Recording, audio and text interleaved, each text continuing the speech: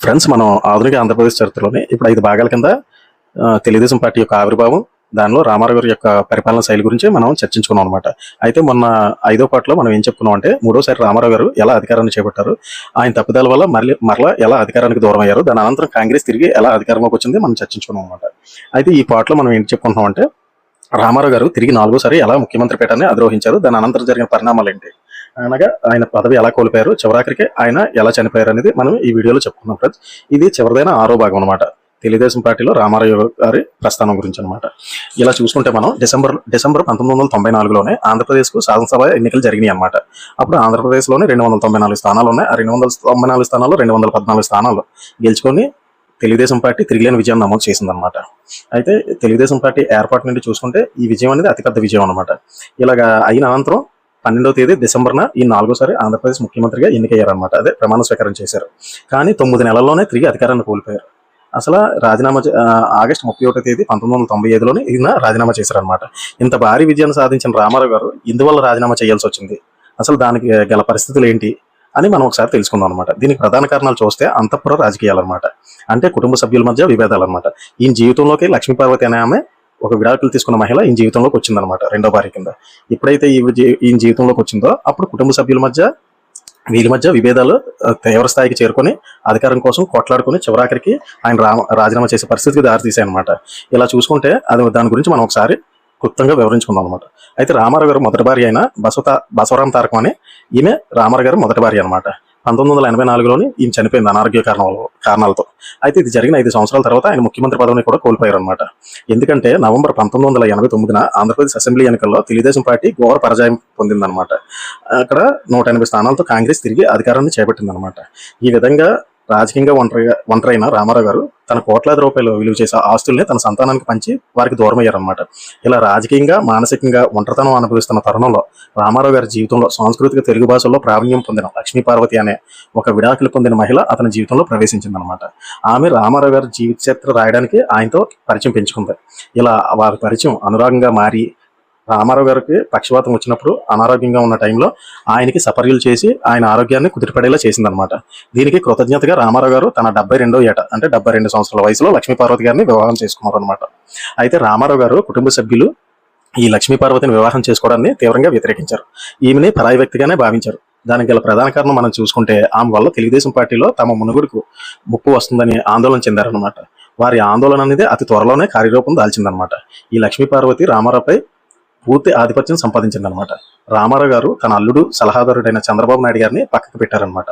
ఇది మనం ఈ విషయం ఒకసారి చూసుకుంటే 1984లోనే రామారావు గారు ముఖ్యమంత్రి పదవి పోగొట్టుకున్న తర్వాత నాదెండ్ల భాస్కరరావు గారు ముఖ్యమంత్రి అయ్యారు. ఈ టైంలోని పార్టీ ఎమ్మెల్యేని కాపాడి తిరిగి రామారావు గారు అధికారంలోకి రావడానికి ప్రధాన కీలక పాత్ర పోషించింది చంద్రబాబు నాయుడు గారే, ఇప్పుడు 1984లో అనమాట. అయితే అలాంటి చంద్రబాబు నాయుడు గారు మామల్లుల మధ్య మంచి బాండింగ్ ఉండేదన్నమాట. ఎప్పుడైతే ఈమె రామారావు గారి జీవితంలోకి వచ్చిందో అది ఆ బాండింగ్ అనేది మొత్తం కొలాప్స్ అయిపోయింది అనమాట, కేవలం లక్ష్మీ పార్వతి గారి వల్ల. అయితే ఇది ఇలా జరుగుతుండగా ఎన్నికల ప్రచారానికి వెళ్ళారనమాట. ఈ ఎన్నికల ప్రచారానికి ఎవరు రామారావు గారు లక్ష్మీ పార్వతి వెళ్ళి ఎలక్షన్స్లో తిరిగి పార్టీని అధికారంలో తీసుకొచ్చారనమాట. అయితే దీనికి ఇలా పార్టీ భారీ మెజార్టీతో గెలవడానికి ప్రధాన కారణం రామారావు గారు ఏమని నమ్మారంటే, తనకు కలిగిన సమ్మోహక శక్తి అలాగే లక్ష్మీ పార్వతి యొక్క వాక్పటిమే ఈ విజయానికి ప్రధాన కారణం అని ఆయన నమ్మారనమాట. అయితే రామారావు గారు డిసెంబర్ 12వ తేదీన తన 4వ మంత్రిమండలిలో చంద్రబాబు నాయుడు గారికి మినిస్ట్రీ ఇచ్చారనమాట. అయితే ఇంతకు ముందు వచ్చినంత ప్రయారిటీ చంద్రబాబు నాయుడు గారికి ఇవ్వలేదన్నమాట. ఈ విధంగా మామల్లుల మధ్య రోజు రోజుకి అగాధం పెరిగిందనమాట. దీనికి ప్రధాన కారణం రామారావు గారు లక్ష్మీ పార్వతిని తన రాజకీయ వారసురాలని ప్రకటించారనమాట. ఇప్పుడైతే ఈ ప్రకటన అంటే తన కాబోయే రాజకీయ వారసురాలు లక్ష్మీ పార్వతి అని ఎప్పుడైతే రామారావు గారు ప్రకటించాడో దీంతో ఒక్కసారిగా కార్యకర్తల్లోని అంటే పార్టీ కార్యకర్తల్లోని కుటుంబంలోనూ కూడా కలవరం పుట్టించారనమాట. దీనికి తగ్గట్టుగానే లక్ష్మీ పార్వతి కూడా కొత్త రాజ్యాంగేతర శక్తిగా ప్రవర్తించసాగిందనమాట. దానికి ఎగ్జాంపుల్ చూసుకుంటే జిల్లా కేంద్ర సహకార సంఘం ఎన్నికలు జరిగినాయి అనమాట. అందులో అధ్యక్ష పోటీల్లోనే అంటే ఎక్కడెక్కడంటే కడప, కరీంనగర్, వరంగల్, నల్గొండ జిల్లాలో జరిగినాయి అనమాట. అప్పుడు 2 వర్గాలు. ఆ వర్గాలు ఏంటంటే లక్ష్మీ పార్వతిది ఒక వర్గం, చంద్రబాబు నాయుడు గారిది ఒక వర్గం. ఈ 2 వర్గాలకి పడేది కదనమాట. అయితే ఈ ఎన్నికలు జరిగినప్పుడు రామారావు గారు ఏమొచ్చి విప్ జారీ చేసి ఏ ఎమ్మెల్యే కూడా పార్టీకి వ్యతిరేకంగా పాల్గొనకూడదు, పార్టీకి అనుగుణంగానే ఈ ఎన్నికల్లోని లక్ష్మీ పార్వతి సపోర్ట్ చేసిన అభ్యర్థులకే వీళ్ళు సపోర్ట్ చేయాలని చెప్పి విప్ జారీ చేశారనమాట. అయితే దీన్ని చంద్రబాబు నాయుడు గారి వర్గం ఏమో ఖాతరు చేయలేదన్నమాట. ఖాతరు చేయకుండా ఈ ఎన్నికల్లో ఏం జరిగిందంటే చంద్రబాబు నాయుడు ఎవరినైతే బలపరిచారో ఆ అభ్యర్థులు గెలిచారనమాట. ఈ ఈ విధంగా జరగడంతో రామారావు గారు తీవ్ర కోపానికి గురయ్యారనమాట. వెంటనే నేను చేసిన మొదటి స్టెప్ ఏంటంటే, నేను చేసిన ఫస్ట్ స్టెప్ అప్పుడు వ్యతిరేకంగా ఎవరైతే చేశారో 8 మంది ఎమ్మెల్యేలని సస్పెండ్ చేశారనమాట. ఈ 8 మంది ఎమ్మెల్యేలని ఎప్పుడైతే పార్టీ నుండి సస్పెండ్ చేశారో ఇది మొదటి చర్య రామారావు గారి పతనానికి అనమాట. ఈ వ్యతిరేకత అనేది అక్కడే మొదలైందనమాట. రామారావు గారి పతనం కూడా అక్కడే స్టార్ట్ అయిందనమాట. ఇంకా రెండో విషయం ఏంటి జరిగిందంటే, రామారావు గారు 1994లోని ఎన్నికల్లో పోటీ చేసినప్పుడు 2 స్థానాల నుంచి ఎమ్మెల్యేగా పోటీ చేశారనమాట. అదొకటి ఏంటంటే అనంతపురం జిల్లా హిందూపురం ఒకటి, నెక్స్ట్ శ్రీకాకుళం జిల్లా టెక్కలే ఒకటి అనమాట. ఎప్పుడైనా ఎమ్మెల్యే కింద 2 స్థానాల్లో పోటీ చేస్తే 2 స్థానాల్లో గెలిచారంటే ఒక స్థానాన్ని వదులుకోవాలన్నమాట. తిరిగి 6 నెలల్లోనే ఖాళీ చేయాలి ఏదో ఒక సీట్లోనే. అప్పుడు రామారావు గారు ఏం చేశారంటే హిందూపురం ఏదైతే ఉందో దాన్ని ఆ స్థానాన్ని ఉంచుకొని టెక్కల స్థానాన్ని ఖాళీ చేశారనమాట. ఇప్పుడు ఎప్పుడైతే ఆయన రాజీనామా చేయగానో ఆ టెక్కల ఎమ్మెల్యే సీట్ ఖాళీ అయిందనమాట. అప్పుడు ఈయన ఏం చేశారంటే మళ్ళీ కుటుంబ సభ్యుల్లోని పార్టీ కార్యకర్తలు గుబులు పుట్టించారనమాట. అది ఏ విధంగా అంటే లక్ష్మీ పార్వతిని ఎమ్మెల్యే క్యాండిడేట్ గా ప్రకటించే ఈయన మళ్ళీ వాళ్ళందరిలో ఆందోళన రేకెత్తించారనమాట. అయితే ఇది ఎప్పుడైతే జరిగిందో ఆయన పెద్ద కొడుకు ఉంటారు కదా హరికృష్ణ, ఈయన వ్యతిరేకించాడు అనమాట. అసలు ఎట్టి పరిస్థితుల్లో ఆవిడ పోటీ చేయడానికి వీల్లేదు, ఆ సీట్ నాకు ఇవ్వండి అని. అయితే ఎప్పుడైతే ఇలాగ కుటుంబ సభ్యుల నుంచి వ్యతిరేకత వచ్చిందో ఈయన అటు కాదు ఇటు కాదని చెప్పి లక్ష్మీ పార్వతి ఎవరైతే బలపరిచిందో ఒక అభ్యర్థికి టికెట్ ఇచ్చారనమాట. అతని పేరే అప్పయ్య దొర అనమాట. ఈ అప్పయ్య దొర ఏం చేశాడు, ఆ ఎలక్షన్లు ఎప్పుడైతే జరిగినాయో ఈజీగా గెలిచాడు అనమాట. అంటే రామారావు గారి యొక్క కరిస్మాతోనే. ఎందువల్ల అంటే 2 స్థానాల్లో రామారావు గారికి అయితే గెలిచారు భారీ మెజార్టీతో. దీంతో అతి సునాయాసంగా గెలిచేశాడు అనమాట. ఇది ఎప్పుడైతే జరిగిందో లక్ష్మీ పార్వతి బలపరిచిన వ్యక్తి ఎప్పుడైతే ఎన్నికల్లో గెలిచి ఇలాగా గెలవగలిగారో అప్పట్లోనే వెంటనే చంద్రబాబు నాయుడు గారి వర్గం ప్లస్ కుటుంబ సభ్యుల్లో కూడా కలవరం పుట్టిందనమాట. అయితే అప్పయ్య ద్వారా గెలుపుతో ఈ వర్గంలోనే తీవ్ర భయాందోళనలు రేపిందనమాట. అయితే ఇంకా అక్కడి నుంచి లక్ష్మీపార్వతి గారు నిరంకుశ వ్యవహార శైలిని నిలదీయడానికి వీళ్ళందరూ నిశ్చయించుకున్నారనమాట. అప్పుడు రామారావు గారు ఉత్తర కోస్తా జిల్లాలో పర్యటించి ఆగస్టు 16, 1995లో పలు ప్రాంతాల్లో ప్రజా సదస్సులు నిర్వహించారనమాట. అలాగే టెక్కల్లో కూడా పర్యటన చేశారు. ఈ పర్యటన చేసిన తర్వాత ఏంటన్నారంటే ఇక్కడ ఒక స్టేట్మెంట్ చేశారనమాట రామారావు గారు. ఎవరి గురించి? లక్ష్మీపార్వతి గురించి అనమాట. ఎవరైనా లక్ష్మీపార్వతిని వ్యతిరేకించినా ఆవిడకి ఎగ్నెస్ట్ గా ఏమైనా పనులు చేసినా ఒక్కొక్కరు అంతు చూస్తానని అక్కడ టెక్కల్లో జరిగిన సభలోని ప్రకటించారనమాట. ఈ విధంగా ఆయన ఇలా చేసుకుంటూ పోతూ ఒకవైపు లక్ష్మీపార్వతి ఏమొచ్చి ఆధిపత్యం చలాయిస్తూ ఉంటే ఇంకా చంద్రబాబు నాయుడు గారు ఏం చేశారంటే ఈయనకి సపోర్ట్ ఉన్న ఒక 50 మంది శాసనసభ్యులతో సమావేశం ఏర్పాటు చేశారనమాట. అలానే మరో 30 మంది శాసనసభ్యుల్ని తమ వర్గంలో చేరమని వారికి ఆశలు చూపారనమాట. అయితే ఈ సమయంలోనే రామారావు గారి నాయకత్వాన్ని యాక్చువల్ గా వీళ్ళందరినీ లాక్కొని రామారావు గారిని దించాలనే ఉద్దేశం కాదు చంద్రబాబు నాయుడు గారు. అక్కడ ఇలా చేస్తున్నది రామారావు గారిని పదంలో నుంచి దించాలనే ఉద్దేశంతో లేరనమాట. ఇక్కడ ఏం చేయాలనుకున్నారంటే వీళ్ళతోనే అయితే పార్టీలోనే లక్ష్మీపార్వతిని ఒక దుష్టశక్తిగా చూపించి ఆమెను ఎలాగైనా సరే ఆమె ప్రమేయం తగ్గించాలని కొంతమందిని రామారావు గారి దగ్గరికి పంపించారనమాట. అంటే ఇలాగ ఈవిడ వల్ల చెడ్డ పేరు వస్తుంది, చూసుకోండి అందరి దగ్గర బ్యాడ్ అవుతున్నాం, అంటే టీడీపీ పార్టీ అనేది చాలా బ్యాడ్ నేమ్ వస్తుంది, ఈమెను ఎలాగైనా సరే ఈమె చర్యలని అరికట్టాలని కొంతమందిని పంపించారనమాట రామారావు గారికి చెప్పాలని. అంటే ఈ విధంగా ఆమె యొక్క ఆధిపత్యాన్ని తగ్గించడానికి. అయితే ఆయనకి చెప్పడానికి వెళ్ళిన బృందంలోనే 3 సభ్యులు ఉన్నారనమాట. ఒకరు అశోక్ గజపతిరాజు, 2 దేవేంద్ర గౌడ్, 3 సుబ్బారెడ్డి అనమాట. వీళ్ళందరూ క్యాబినెట్ మినిస్టర్లు అనమాట. ఎప్పుడైతే వారు వెళ్ళి రామారావు గారితో ఈ విషయాన్ని చెప్పారో రామారావు గారు అగ్గి మీద గుగ్గులం అయిపోయారు అనమాట. మీరెవరు అసలు నాకు చెప్పడానికి, మీరు ఇలాగ ఇంకోసారి కానీ ఇలాంటి పనులు కానీ చేశారంటే నెక్స్ట్ మిమ్మల్ని పార్టీలో నుండి తొలగిస్తాను, పార్టీ నుండి సస్పెండ్ చేస్తాను, మరీ నాకు తిక్కరేగిందంటే శాసనసభను రద్దు చేసి మళ్ళీ మరోసారి ఎలక్షన్కి వెళ్తానని వీళ్ళపైన తీవ్ర ఆగ్రహావేశాలు వ్యక్తం చేశారనమాట. ఎప్పుడైతే ఇలా చేశారో దెబ్బకి ఇలా భయపడి వచ్చారనమాట. అయితే ఎప్పుడైతే ఇలా చేయడానికి ప్రయత్నించారో ఇది బెడస్ కట్టడంతో ఇంకా లాభం లేదు, ఇంకా మాట్లాడడం వేస్ట్ అని అప్పుడు చంద్రబాబు నాయుడు గారు కుటుంబ సభ్యులతో భేటీ ఏర్పాటు చేశారనమాట. ఈ భేటీలో ఏం చేసుకున్నారంటే పూర్తిగా ఆమె కంట్రోల్లోకి వెళ్ళిపోయి ఈ పార్టీ అనేది ఇలా ఉంటే మాత్రం ఖచ్చితంగా తీవ్ర స్థాయిలో దెబ్బతింటదని చెప్పి వీళ్ళ కుటుంబ సభ్యులందరూ మీటింగ్ ఏర్పాటు చేసుకుని ఆ మీటింగ్ లో చర్చించుకున్నారనమాట. అయితే అక్కడి నుంచి ఎక్కడ ఈ మీటింగ్ ఎక్కడ జరిగింది, వాళ్ళ అదే రామారావు గారు ఇంట్లో జరిగిందన్నమాట. అదే చంద్రబాబు నాయుడు గారు ఇంట్లో జరిగిందనమాట. అనంతరం చంద్రబాబు నాయుడు గారు ఇంకో స్టెప్ ఏం చేశారంటే రామారావు గారు కుటుంబ సభ్యుల నుంచి ఆ సమావేశం నుంచి నేరుగా వైస్రాయ్ హోటల్కి వెళ్ళారనమాట. అక్కడ తన అనుచరులతో విందు మంత్రాలను ప్రారంభించారనమాట.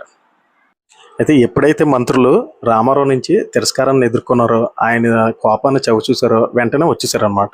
చంద్రబాబు నాయుడు గారికి ఇంకా అర్థమైపోయింది, ఇంక ఈ నెట్టి పరిస్థితుల్లో మారేలా లేరు, లక్ష్మీ పార్వతి నుంచి పార్టీని కాపాడుకోకపోతే ఇంకా మన పార్టీ అనేది నామరూపాలు లేకుండా వెళ్ళిపోద్ది, అలాగే మన కుటుంబ పరువు కూడా మంటగలిసిపోద్దని ఈయన కుటుంబ సభ్యులతోనే సమావేశం ఏర్పాటు చేసి చర్చించారనమాట.